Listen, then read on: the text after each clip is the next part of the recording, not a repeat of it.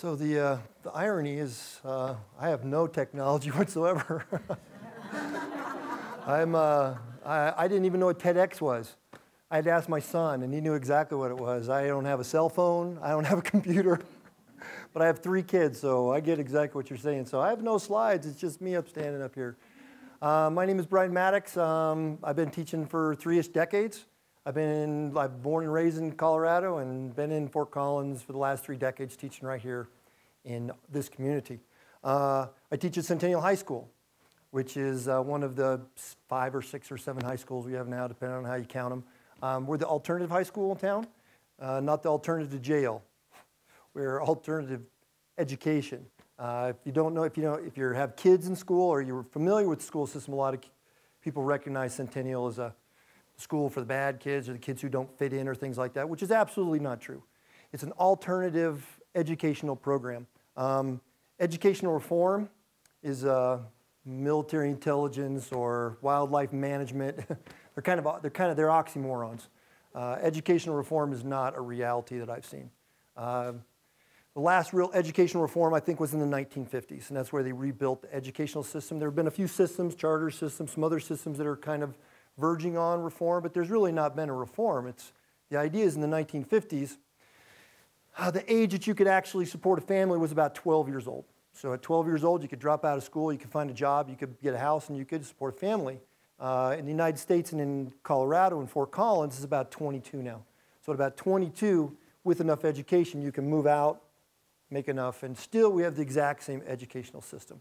For instance, science, we have a few scientists here. I'm a science. I'm an advanced degree in biochemistry, which I don't know what you do with that except for clean dishware or something. But in the 1950s, the way they ordered science was biology, chemistry, and physics. They put them in that order. Well, they did it alphabetically. Well, if you know anything about science, the most advanced science is biology. Biology is a multifaceted, multidisciplined science, whereas physics, which is the most advanced, is the most simplistic and probably the most needed. But they decided to make physics harder by putting math on top of it. So the physics isn't hard, the math is hard. So educational reform I have not seen very much. So we've looked at educational reform within Centennial and within a program that's called Discovery. I didn't write Discovery, I was a partner in it. Eric Larsen wrote it, and we used Discovery at Centennial High School. And what Discovery said is that kids were not being successful. We were not matching. The system and the kids were not lining up. I think right now statistics say about 18 to 20% of kids actually meet educational systems. The rest just get by.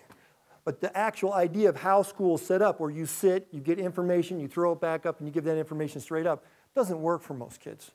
And what we found is we're finding more and more of those kids are just becoming disenfranchised, they're becoming fringe students, and we're losing more and more of them, which isn't good for us. It isn't good for our society, it isn't good for our culture. So we went to business. We went to business and said, what are you doing? What do you need? Because on some level, what we're trying to do, and I don't believe in this, I don't believe that education ought to set kids up for business. Education should set kids up for society. But one of those is business. One of those facets that we're setting kids up for is business. Well, what does business do? Well, those of you who work in a business, you know, if you have a new job, first thing they do is they orient you. They put you in. When they send you to McDonald's, they orient you by saying, here's how you deal with equipment, and here's how you deal with people. Here's how you deal with the fryer. Here's how you deal with the cooker at McDonald's. Here's how you deal with people. Here's how you interact. Here's how you talk to them. We found they don't do that in school. If you have kids in school, if you have people in the public school system, which I'm a huge advocate for public school, and there's a disconnect there. We don't orient kids. We don't go in and say, here's how you interact. Here's how you interact with the work. Here's how you interact with the equipment. Here's how you interact with your environment. Here's how you interact with human beings. Because it is a human being interaction that goes on in that. We don't orient them, we put them in there, and there's a lot of anxiety, there's a lot of fear that goes on. And that shows up in lots of different ways. So what does Discovery do? Discovery is an orientation model, or it's a model that says, here's how we're going to do these things. The idea goes back to the 3 things, the 3 R's. It's really ironic that the 3 R's in education, 2 of them don't start with R. Reading, writing, and arithmetic. I think that's a W and an A. I'm not quite sure how that one works. But our 3 R's are relationship, relationship, and relationship. That is where reform comes into us. How do you define relationships? The first relationship is self. I like what you were saying about gaming. One of the things that happens with play is you get a relationship with yourself. By the way, your little game there where you did the little thumb, that reminded me of quite a bit of one of those Board of Education meetings. Hope there's nobody here from that thing. Relationship with yourself. You need to know about yourself. Theoretically, when you go to school, you're going to see, how do I interact? When you read the classic literature, when you learn about the social sciences, about history, you're going to go, how am I not going to repeat that? How am I going to move through that again? So part of that is relationship with self. The second one is relationship with others. We have this very not intact system within our culture around relationship with others. We have a very junior high model of dealing with other people. Not to get political, but look how we deal with other countries. Look how we deal with conflict. Look how we deal with these people. It's not working. From my point of view, it's not working. The last one is relationship with your environment, which I really like, these sustainability things. How do we foster and how do we teach a relationship with our environment? Whether or not that's the outside environment like we have here and the dams and the water and the things like that, or the environment you have within IBM or Jiffy Lube. Wherever your environment is, how do you teach that? Now, to me, when I go back to that one, I go back to, in a school, when I'm looking at a school and I'm working with a school, I ask them, would you allow that kind of behavior, those kind of actions to happen at Jiffy Lube? Would you allow them to happen at IBM? How do you treat your environment? And it's amazing how many behaviors that go on in school that they allow that would not happen in either one of those environments, from the blue collar to the white collar environment. So how do we foster that at Centennial? It's a 6-week course. Discovery was written. It's a curriculum. It has scope. It has sequence. It has an evaluative tool. It's designed as a boot camp. The best definition I've heard kids say about Discovery for the 30 years, actually I've been at Centennial for about 17 years now. It's boot camp, AA, and kindergarten is what Discovery is. And the boot camp is somewhere in life you just got to get, at some point the rubber hits the road. At some point there are no more excuses. You got to get up and get something done.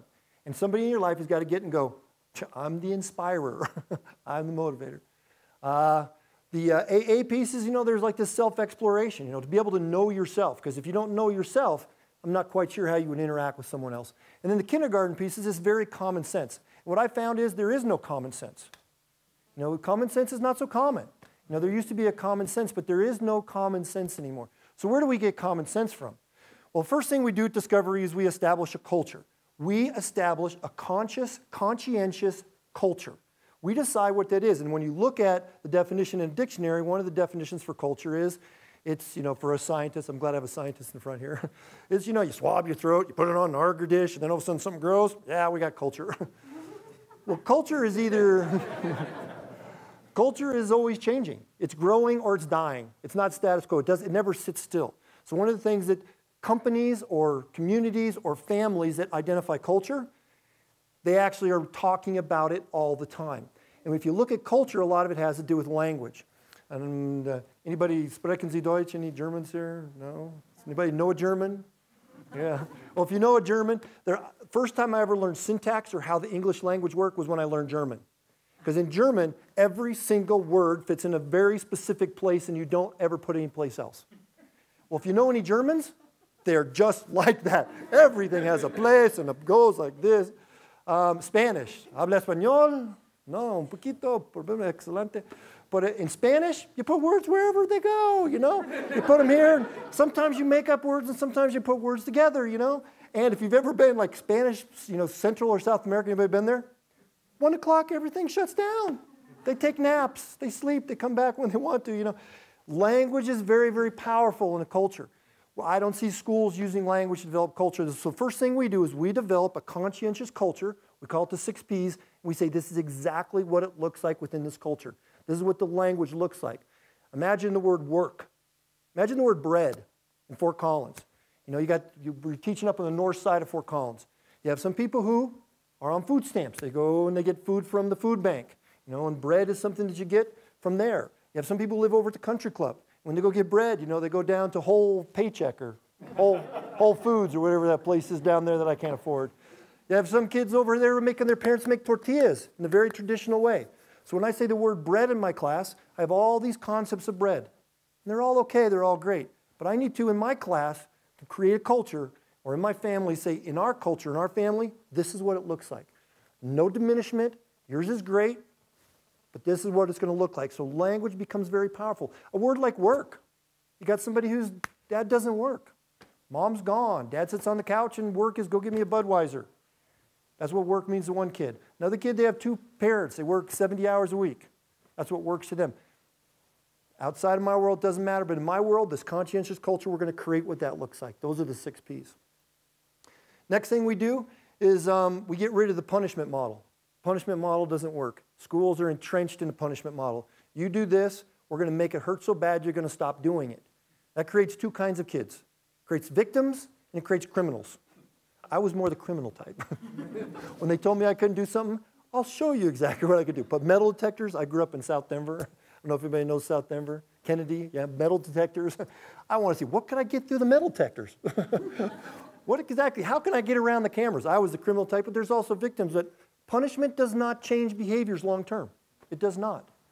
Punishment changes behavior short term, and it creates damage, and the damage takes a long time to repair. So we created a system, it's a behavioral teaching model that says, you know what, change your behaviors, and we're going to teach you how to do that instead of punish you.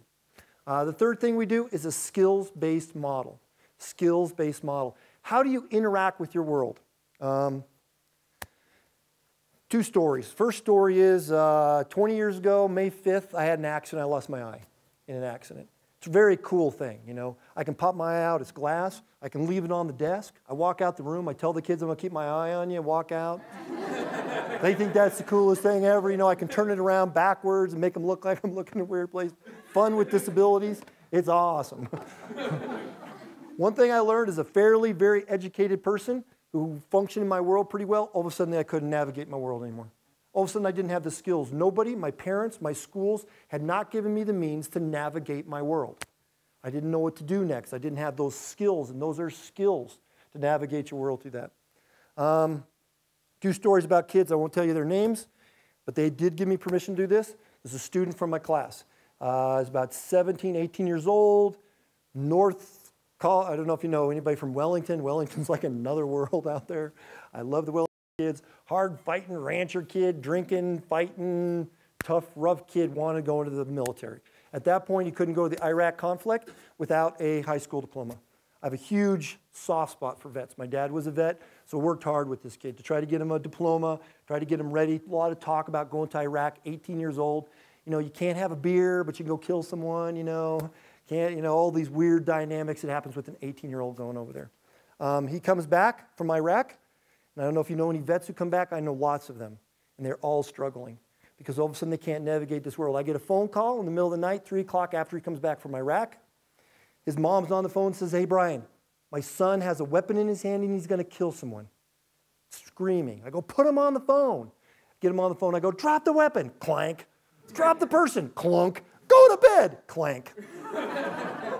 I'm like, then finally, "What happened?" "He went to bed. What did you say?" I'll finish that story at the end. Second student comes in, very intelligent, tests off the chart intellectually, socially, a gamer, plays a lot of games. Usually gamers are typically very intelligent, and they get lost in the world. They don't know how to navigate. Sometimes they don't have the skills to do this. This one in particular did not. Got lost in the back. 16 years old, suicidal, and ready to drop out of school. Landed at our school, had been missing 3 days of school a week, and I'll finish that story at the end. So hold on to those 2 thoughts around navigation. So the skills that we work with when we deal with students are just like the same skills. Remember, the skills are how do you deal with the objects, and how do you deal with people when you talk to them. First skill we always teach kids is anger management. Anger management, why do we teach it? People go, "Why would you get into someone's emotional life?" Why don't we? I mean, why don't we? All you got to do is drive around Fort Collins and let someone drive, and you know who's number one because they're all telling you that you're number one. Very angry drivers in Fort Collins. I don't even drive on college. Kind of freaks me out a little bit. So we teach them anger management, not to be a therapist, but to say, here's how you deal with this within the confines of our world. Second one we do is we teach a model called transactional analysis. If you lived through the 70s, my mom was a psychotherapist. How about this? My dad, lieutenant colonel in the Marines, professional football player, hoo-ah.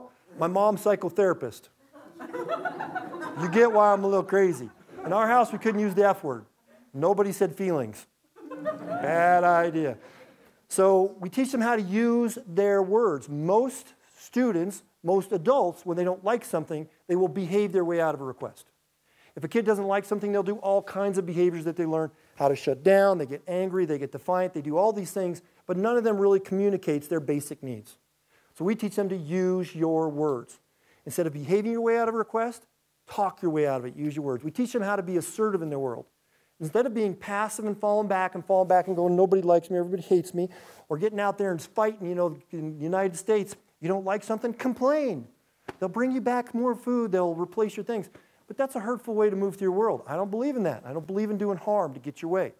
So we teach kids that very, very thin middle ground, how to get your needs met without doing damage to yourself and without doing damage to others. We teach them problem solving. All of you, just to get here today, you had hundreds of problems, little things, with objects or with systems. It could be your health, it could be your car, it could be transportation.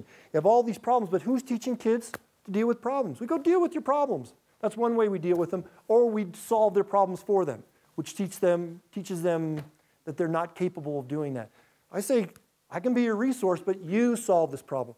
Because we're trying to teach, what Discovery does, and this is the Reformation, we're trying to teach them ownership. We're trying to teach them they can stand on their own 2 feet. We're trying to teach them accountability. And when they find these skills and they can stand on their own, then they can find their own way. And that's what it's like to be an adult. When are you an adult in our culture? You're 16 years old, you do the most dangerous thing you'll ever do in your life. You're more in danger driving down I-70 than you are in Afghanistan right now. Statistically, you are more safe there than you are in a car. At 18, now you can vote and you can take up a gun and go to war, but you can't have a beer. And then at 21, you can have a beer. So when are you an adult and what does a functional adult look like? I would say we don't have a really good idea. So to actually sit down and proactively teach people this is how you do it is going to lead to these things like sustainability. How are you going to sustain things if you can't communicate, if you can't connect with people, if you don't even know who you are to fit within that? If you have so much apathy because you felt like you've been run over by a system, no, I don't see those things happening if we don't elevate all. If we don't elevate all, we can't leave anybody behind. Doesn't work in a democratic system. Doesn't work in a democratic system. The last skill we teach is conflict resolution.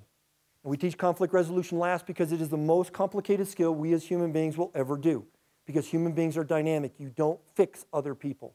And we have this concept where I've seen that you can fix people. You can't fix people. What you can do is you can negotiate with them. You can draw boundaries. And that is a very sophisticated skill. And the crazy thing is you can teach it to a 5-year-old. You can teach it to a 90-year-old. My question is, who's doing it? I haven't seen it. So to me, that's where the reform comes in. It's a different way of moving through our worlds. It's a different way of addressing those things. It's a nice way to start. The success has been fairly phenomenal. We've had 2 studies done, one by the University of Oregon, one by the UNC. It says we're in, I don't know how many states, I've lost track. We're in 20-some states. We're in almost close to 1,000 school districts. I've trained over 1,000 kids. I've trained over 1,000 adults. And it functions. It works. And it is grassroots, which I really appreciate. It's not someone on high in an ivory tower saying, this is how you're going to do things, and this is how we're going to fix things. And it works from the ground on up. How did the story end? The kid from Iraq comes back into my room the next day, said, what happened? I said, what's going on? He says, in Iraq, the military taught me, when you start, you don't stop. If you don't kill, then they will kill you. And I was actually entrenched. And if anybody knows the military, that's how you have to be. You have to live that way. And you make this transition to civilian life, and all of a sudden you're in this other world. Why did you stop? He said, the road you laid down worked. Bottom line, the road you laid down worked. The kid is in great shape right now. He's got a wife, he's got a kid, he's got a job, he's functioning, he's moving through all the stuff that comes from Iraq. Not to brag or sound conceited, but he found the road. He found a way to not navigate his world through these skills and through these attitudinal things that he came up with. The kid who, very intelligent, very shut down, ready to drop out, is now graduated from high school, did not miss 1 day of school in 4 years. Did not miss 1 day of school. Went on to Front Range, got an EMT training, is now moving towards becoming a paramedic, is now working for Poudre Valley Hospital. How do you navigate your world? To me, that's the reform. Because if you can't navigate your world, not based on some external force, not based on some external model, but some internal gauge landscape, points of emotional, social, spiritual, physical landscape, then the way the world is changing so quickly, we'll get lost. And to me, I love these other, I'm a TEDx fan now. I know what it is. It's on a computer, I guess. I guess you can get it. I hear you can get internet now on a computer thing. I'm not sure, but I'm really looking forward to that. Anytime I have any problems, I just call my kids up. How do I answer the phone? How do I get my here, Dad? And then for me, the loss of my eye and not knowing how to navigate that, it has changed the way I've taught fundamentally. And fundamentally, more importantly, it changed the way I parented. And that's probably the biggest feedback I get is after I train both kids and adults is it's a great parenting model. Let me think. I think that's all I got. How did I do for Tom, Bob? I do okay for time? Okay. This takes me 4 days of training to train adults. And the biggest feedback I get time and time again is it's not long enough. So, boy, I really like what we're doing here. And here's the other thing I really love. I had no idea what audience I was talking to. Had no idea. Was I talking to? What I love is how many people that are under 25 here. That is very inspiring to me. And people ask, people are so scared about our generation and our kids, and I have no fear whatsoever. Oh my gosh, the number of negative or bad decisions. If I could do what they did, if the possibility to do wrong was available back in the 70s when I was young, kids are making great decisions, man. I have huge hope for the future. Socially conscious, moving forward, learning skills, doing stuff like this. So thank you very much. That's all I got to say.